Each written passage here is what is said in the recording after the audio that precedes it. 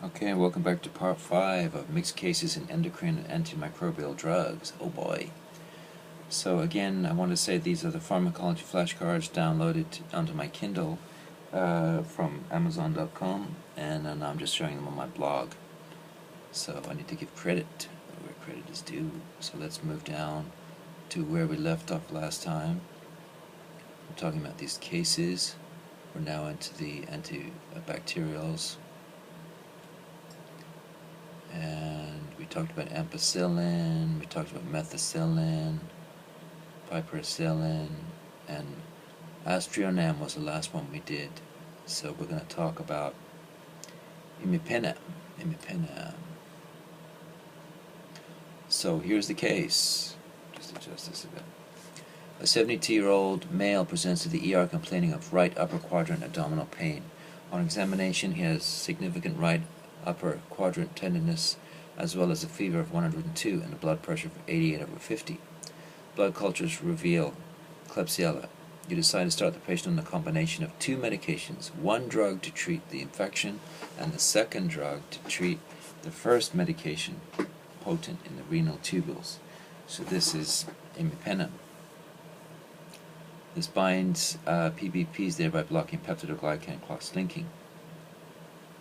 So these uses are for broad-spectrum antibiotics, as a broad-spectrum antibiotic, and it's used for Enterobacter, anaerobes, and Pseudomonas, Klebsiella. So if we see this case, we're going to know it's imipenem, right? Don't forget it. Side effect: seizures, not good. And aztreonam is relatively resistant to the actions of beta-lactamases. So this is pretty strong. Okay, next case. Sorry if you can't see this, but this is the best I can do. A 28-year-old Caucasian male presents at the ER complaining of flushing, nausea, vomiting, and headache. He reports that he was feeling fine until he drank a beer an hour ago at a local bar.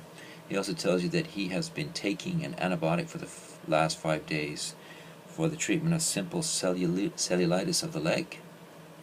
Physical examination is unremarkable and his symptoms have improved while he was waiting in the ER. You suspect that he has a disulfiram-like reaction due to the combination of his antibiotic and his alcohol intake, and you instruct the patient not to ingest alcohol until his antibiotic regimen has been completed. So we're talking about cephalosporins. Now I'm not going into the MOA here, but I might on later videos to discuss cephalosporins in detail. I just want to try and recognize the case and what might apply here, because we're moving through these pretty fast now. Okay, next case. A 74-year-old male with a history of mitral regurgitation presents to the emergency room with a temperature of 102.5 over the last 3 days. Physical examination is significant for a loud systolic murmur at the apex, as well as the presence of splinter hemorrhages on several nail beds. Blood cultures are drawn and he is started on a broad-spectrum antibiotic. Given his antibiotic regimen, he will need to be carefully monitored for renal failure, so this is gentamicin.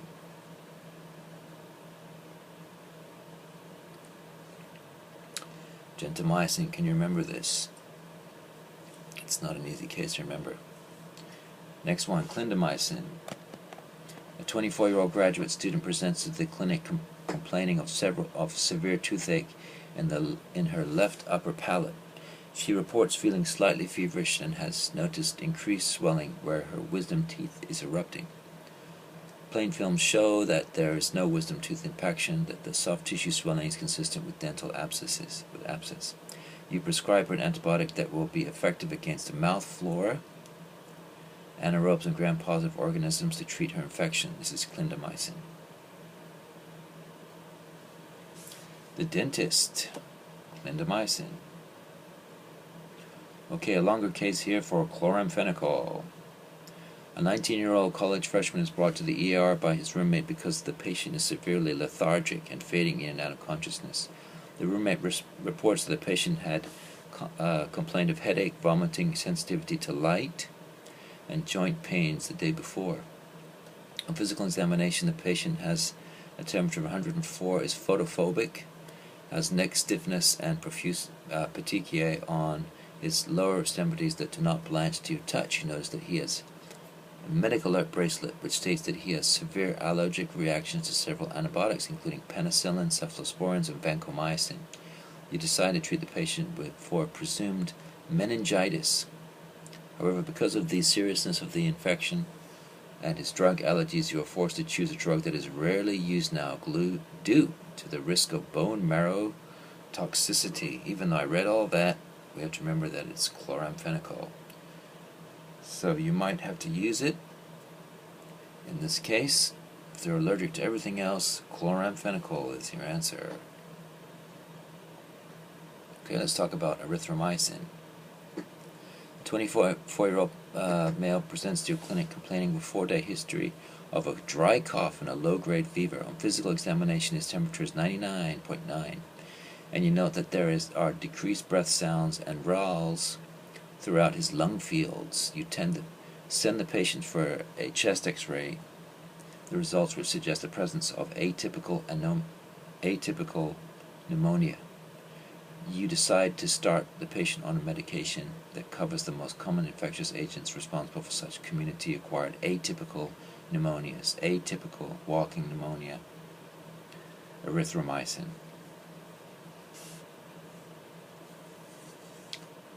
So, erythromycin for atypical pneumonias.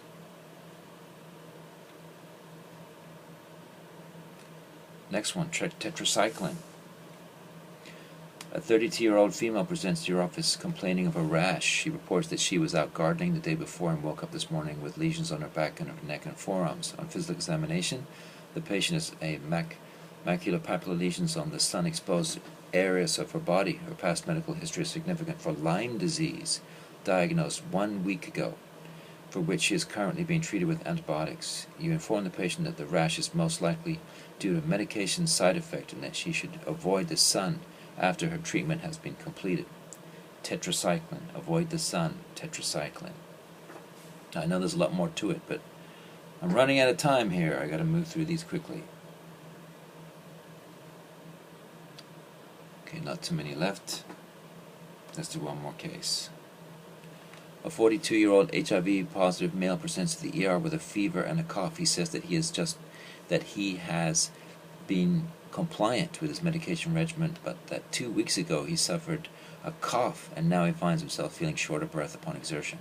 Upon physical examination, you hear diffuse bronchi, and the chest x-ray shows bilateral infiltrates consistent with pneumocystis carni pneumonia, AIDS. You begin antibiotic therapy immediately and inform the patient that he will need to take a prophylactic antibiotic after discharge to ward off future recurrences of his infection. This is trimethoprim sulfomethoxazole, TMP-SMX. This is for AIDS. Okay, Cipro. A 56-year-old diabetic female was admitted for diabetic ketoacidosis and a urinary tract infection. The urine culture grew out an E. coli species and the patient was put on appropriate antibiotic therapy. A few days after admission, the patient begins to complain about some tenderness in her elbow and knee joints. You immediately become concerned that her new symptoms may be a rare complication of her antibiotic treatment. Ciprofloxacin. How can you remember that? Admitted for diabetic ketoacidosis. Complaining about tenderness in her elbow and knee joints. So she's taking Cipro, and Cipro side effects are tenderness and can cause arthralgias.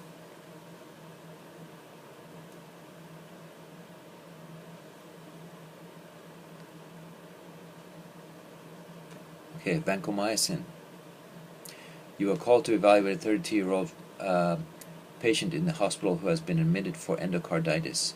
He is complaining of red flushing over his entire body. The patient's blood culture has grown out methicillin-resistant Staph aureus, and the intern had started him on the proper antibiotic therapy several hours beforehand. On physical examination, the patient is diffusely flushed from face down to his legs. You inform the patient that he has a reaction to the medication and that his reaction can be prevented in the future by slowing down the infusion rate of the medication and by administering antihistamines simultaneously with the medication. So we're talking here about vancomycin.